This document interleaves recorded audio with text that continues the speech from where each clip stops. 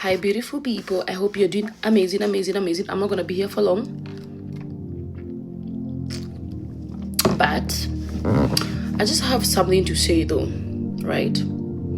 It's very important, like, throughout life, you go through something called breaking of changing your taste bud. You ask God to cleanse your taste bud. You ask God to change your palate. You ask God to change what you're attracted to or what you think that you're attracted to. Listen, when you go out through the years, when you go, especially in the dating field where you've been dating and in a relationship, probably you've been in and out of relationship and whatnot. So basically what happened is you normally pick up a type. You normally pick up what you think that is normal. You normally pick up something that you actually think this is what a relationship are all about. But when somebody is outside looking in, they see very clearly this is toxic. They see clearly this is not God's will, right? So it's very important throughout life. You cleanse. You ask God to cleanse your palate. You ask God to cleanse your whatever, what you're attracted to. Let me give an example, right? We love to take sodas, juices, just a lot of processed stuff, right? When you start taking green juice, the moment you start taking green juice, the green juice is horrible for you. The moment you start taking something that is healthy, green juice, eating healthy, you don't really like the food. Why? Because your body is used to toxicity. Your body is used to emotionally unavailable people. Your body is used to people who don't communicate. And now you think that is normal. You think dating an emotionally unavailable man, a man who plays you, a man who has no respect for you, a man who has no respect for your relationship, you think dating that man is what is normal, right? But in reality, that is not, and that's not God's will for you. And if you don't break the pattern and break what you're attracted to and asking God to cleanse your palate, you'll continue to love what you love. You're going to continue to, this is my type, this is my type. No, it's because through the years, through the people you've dated, you've normalized what you've normalized. That's why you're calling it your type. That is why some of us we used to love the rough-necked, the emotionally unavailable men who don't communicate. It was a type. Why? Because you actually think it's fun and games when somebody it's like up and down, whereby one time you're talking to somebody and it's all lovey-dovey, the other time you're fighting, and now how you have to make up, and now you guys want to have this makeup honeymoon phase whereby you think that the sex is fire because you're like kind of making up. Like, there's people who literally live like that. Like, they love the toxicity. They find it boring. They find it boring when you have somebody who's faithful to you. They find it boring when somebody's communicating. They find that boring. But the problem is because through the years of dating, you've picked up a scent. There's a scent in the realm of the spirit whereby in that scent, you love what is unavailable. You love the emotionally unavailable, the roughneck, the guys who cheat on you, the women who are hoes, the women who talk trash to you. That is what you like, and that's what you think love is. And now you get into marriage thinking the same thing is what is going to happen in your relationship, but in reality that's not the truth of the matter. In reality once hell start breaking loose, not only did you end up with a partner who wastes your time, not only will you end up with probably ending up to court and being literally out of peace because this person is not literally giving you peace. You brought this to yourself.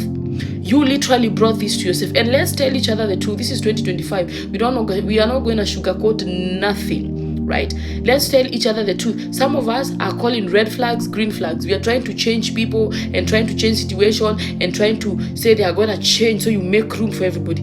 Yes, people are not perfect, but there are things that you know you're not supposed to compromise, right? There are things you're not supposed to sweep under the rug just because you want to be in a relationship. And now through the years, it is important to ask God, just like when you're starting to take the green juice. At the first, you're going to hate it, but it's a benefit to your body. But it is good to you. It's going to bring benefits to your body, just as eating nice food and eating clean food, right? It's benefit to your body. Once it's the same thing. Once you have you've been subjected to a lot of toxicity through the years, it is important to take your time off dating, take your time off relationship, take your time off from jumping from one relationship to another. Why? Because you need to take your time off to heal, to forgive, to cleanse your palate, to cleanse what you think that you like, to cleanse what you think that you're attracted to just take that time off to break the soul ties, especially if you're in the world and you are in fornication. You're having sex out of marriage. You have a soul tie with these people. And you might not like it. You might think, oh, there is nothing like soul ties. Yeah, soul ties exist. Soul ties exist whereby all of a sudden you're just somewhere and all of a sudden you're thinking of somebody who you had sex in the past 2 years, 3 years down the line. You are somewhere seated and you're trying to get into marriage, and in your dreams you're seeing this person who you've not talked to and the thing is, you continue with that thing because of that soul tie. You get into marriage, you're still there's a let me give an example. When you're having sex with somebody, you're always like this. Two people together, you are like this when you're having sex, because in the realm of the spirit, how to become one is through sex. You're having sex with somebody, you guys are two like this. Then you break up, and because you are together in the realm of the spirit, this person was they were in you, you are in them, so you guys are glued together like this. So whenever you break up, part of this is on this side and part of this is on this side. It's the same as a relationship. When you break up, part of the things that were in part of the things, the DNA, the everything in a guy is into you. Part of whatever is in a woman, part of what is a woman is also part of the guy. If you don't take your time to break the soul tie, maybe this is Mary and maybe this is John. Part of Mary is in John and part of John is in Mary, because you guys were together and you're having sex. That is what sex does, right? So basically, you guys are two pieces in a puzzle. When you break up, there's still a soul tie, right? There's a soul tie between the both of you. If you don't take your time to fast, if you don't take your time to break soul ties, if you don't take time to ask God to heal your heart, to heal the things that you're attracted to and what you love. So because part of Mary is in John and part of John is in Mary, so John moves to another relationship and Mary moves to another relationship. So John meets Elizabeth and Mary meets Matthew or whoever. Let's give an example. Who else? Let me give an example of another name. Maybe Thomas, right? So Mary meets Thomas. John meets Elizabeth. What is in Mary? Remember, Mary also has some John in her. She's still left with some things, DNA and all the demons and everything that John was dealing, it is inside of Mary. So Mary gets with Mary gets with Thomas, and now she brings her baggage and Thomas brings her baggage, and together again you start another relationship.